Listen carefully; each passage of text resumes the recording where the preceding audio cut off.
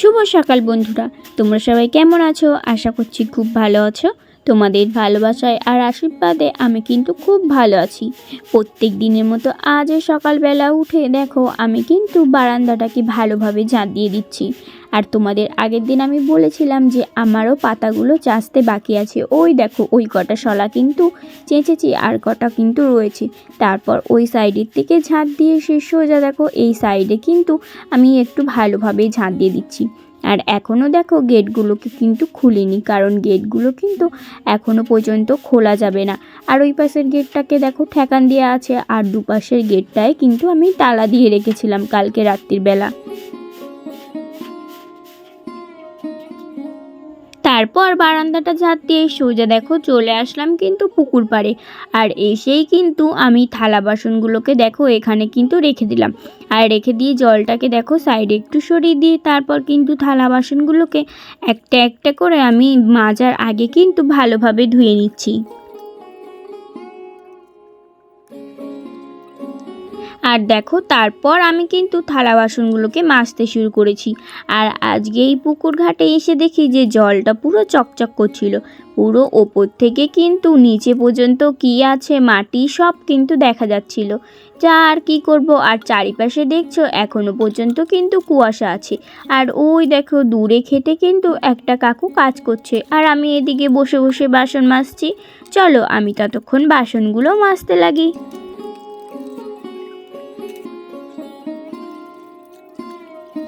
বাসনগুলো দেখো আমার কিন্তু মাজা হয়ে গেছে। তারপর বাসনগুলোকে কিন্তু আমি একটা একটা করে ধুয়ে রেখে দিচ্ছি।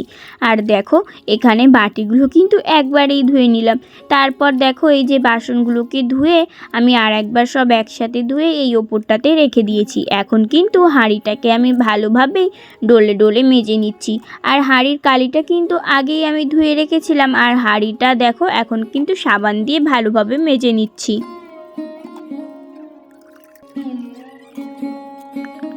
মাছছি তো ভালো কথা, কিন্তু কি জানো তো এই পুকুরের জলটা প্রচণ্ড পরিমাণেই কিন্তু ঠান্ডা, কলের জলের থেকেও কিন্তু ঠান্ডা। আর এই দেখো হাঁড়িটা আমার কিন্তু মাজা হয়ে গেছে। তারপর হাঁড়ি আর এই থালা বাসনগুলো একসাথে দেখো আমি কিন্তু সোজা নিয়ে চলে আসছিলাম ঘরে। থালা বাসনগুলোকে ধুয়ে তারপর দেখো সোজা দুজনে মিলে চলে আসলাম আমাদের বারান্দায় যে নতুন নতুন গ্রিলগুলো দেওয়া ছিল সেই গ্রিলগুলোকে কিন্তু এই যে রাস্তার সাইড দিয়ে ঘিরে দেওয়ার জন্য, যাতে এই কষ্ট করে লাগানো সবজিগুলো আর ছাগল গরুতে না খেতে পারে। যদি খেয়ে নেয় তাহলে কিন্তু পুরো কষ্টটাই বৃথা যাবে। সেই জন্য কিন্তু দুজনে দেখো কোমর বেঁধে নেমে পড়লাম এখানে গ্রিল দিতে।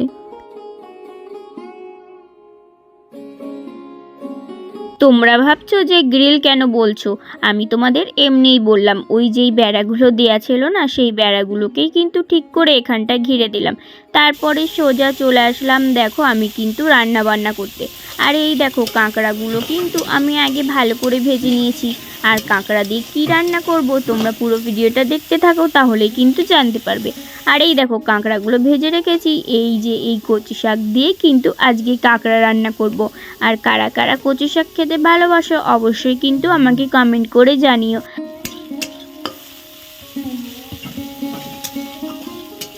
আর কচু শাকে কিন্তু রসুন না দিলে ভালোই লাগে না, সেই কারণে দেখো পেঁয়াজ আর রসুনটা আমি কিন্তু একসাথে ভালোভাবে ভেজে নিচ্ছি। তারপর এদিকে দেখো পেঁয়াজ রসুনটা তো ভাজছি, আর এদিকে কিন্তু সর্ষে শাকগুলোকে আগেই কুচিয়ে রেখেছিলাম। আর এদিকে দেখো কাঁকড়াগুলোকেও ভেজে রেখেছি কটা। এই সর্ষে শাক দিয়ে এই কাঁকড়াগুলোকে বাটবো। তারপর আর কি দেখো কচু শাকটা আমি কিন্তু ভালোভাবে জল ঝরিয়ে কড়াইতে দিয়ে দিয়েছি, আর কাঁকড়াগুলোকেও কিন্তু দিয়ে দিয়েছি। এই দেখো কাঁকড়া, আর কাঁকড়া দিয়ে কচু শাক রান্না করে খেলে জানো তো বন্ধুরা ভীষণ সুন্দর লাগে। তোমরাও কিন্তু বাড়িতে এই রকমভাবে কচু শাক একদিন রান্না করে খেয়ে দেখতে পারো। আর এই দেখো ভাতটা কিন্তু আমার হয়ে গেছে, আর এই পাশে কিন্তু কচু শাকটা প্রায় হয়ে গেছে। আর দেখছো কচু শাকটা কিন্তু ভালোভাবেই রান্না করা হয়ে যাচ্ছে, কড়াইয়ের গায়ে কিন্তু একটুও লাগছে না। আর এইভাবে রান্নাটা আমি শিখেছি জানো তো আমার কাকিমার শাশুড়ির কাছ থেকে, কারণ আমি এইভাবে কোনো দিনই কিন্তু রান্না করে খাইনি। প্রথম কাকিমার হাতে খেয়েছিলাম আর প্রচণ্ড পরিমাণেই কিন্তু ভালো লেগেছিল, সেই জন্যই কিন্তু আজকে চেষ্টা করলাম যে পারি কিনা। আর এই দেখো আমার কিন্তু কচুর শাকটা রান্না করা হয়ে গেছে। আর এইদিকে ওই যে সর্ষে শাকটা কুচিয়ে রেখেছিলাম, আর এই পাশে দেখো একটুখানি জল দিয়ে দিয়েছি কড়াইতে। আর এটাকে এখন কিন্তু আমি কড়াইতে দিয়ে দিচ্ছি। আর এই জিনিসটাও কিন্তু আমি রান্না করতে পারি না, এটাও কিন্তু কাকিমার কাছ থেকেই শেখা।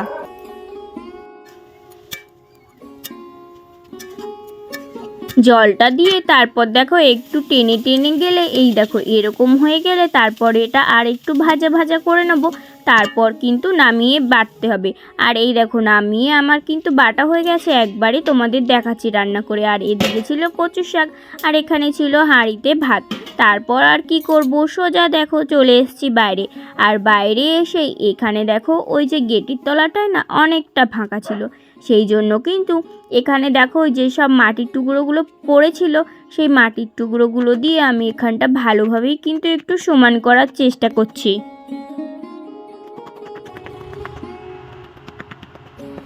আর এখানটা মাটি দিয়ে যদি সমান না করা হয় তাহলে কি হবে বলো তো, কুকুর ঢুকে যেতে পারবে। বিড়াল তো ঢুকতেই পারবে, আর কুকুরটা বেশিরভাগ ঢুকে যেতে পারবে, কারণ এখানটা কিন্তু অনেকটাই ফাঁকা ছিল। তাই ভাবছি যে এখানে যেসব মাটির টুকরোগুলো পড়ে আছে এগুলোকে দিয়ে আর একটু কিছু মাটি দিয়ে এখানটা অনেকটা উঁচু করে দেবো, তাহলে কিন্তু আর কুকুর বেড়াল কিছুই কিন্তু ঢুকতে পারবে না। তাই দেখো নিচে যেসব খোয়া তারপরে মাটিগুলো পড়েছিল সেগুলোকে আমি কিন্তু কুড়িয়ে কুড়িয়ে এই যে সামনের এখানটাতে কিন্তু ভালোভাবে দিয়ে দিচ্ছি।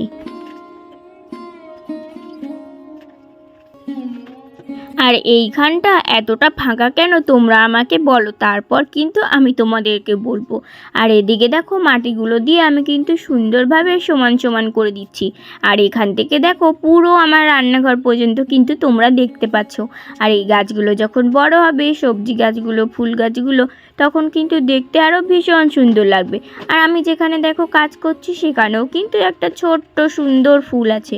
আর দেখো আর কিন্তু অনেকগুলোকে মাটি মানে ঝুড়ো ঝুড়ো করে তারপর আমি এখানটাতে দিয়ে দিলাম।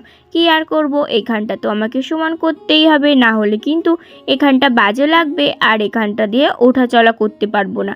সেই কারণে কিন্তু এখানটা ভালোভাবে আমি মাটিগুলোকে সমান সমান করে দিচ্ছি।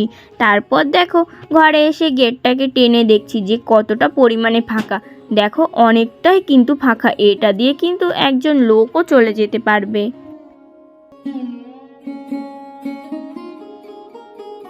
আর দেখো এখানটা মাটি দিয়ে দুজনে মিলে কিন্তু সমান করে নিচ্ছিলাম। তারপর আর কি এখানটা সমান করা হয়ে গেছে, আর সামনেটা একটু ভালোভাবেই কুড়িয়ে নিয়েছিলাম। তারপর সোজা স্নান করে চলে এসেছি খেতে। আর এখন কিন্তু বেজে গেছে 4টে, কারণ এখন কিন্তু সূর্য ডুবে গেছে। আর এখন দেখো আমি খাচ্ছি। আর আজকে কিন্তু রান্না করেছিলাম কচুর শাক দিয়ে আর কাঁকড়া দিয়ে, আর করেছিলাম সর্ষের পাতা দিয়ে আর কাঁকড়া মাছ দিয়ে বাটা। দুটো জিনিসই কিন্তু খেতে খুব সুন্দর।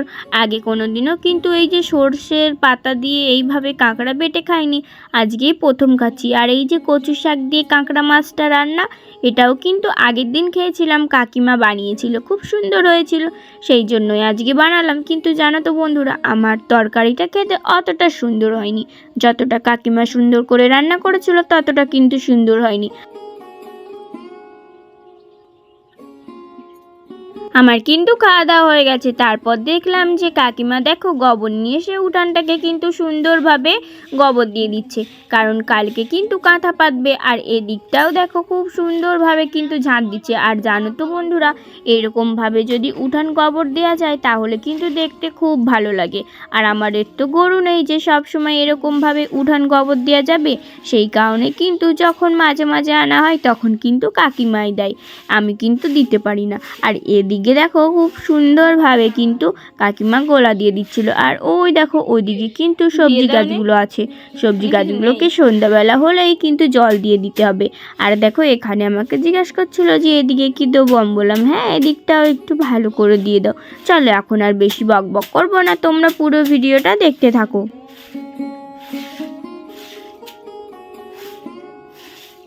দুপুরে খাওয়া দাওয়া করতে করতে কিন্তু বিকাল হয়ে গেছে। আর এখন দেখো বিকালবেলা কাকিমা কিন্তু উঠান গোবর দিচ্ছে, কারণ এখানে কালকে কাঁথা পাতবে, সেই কারণেই।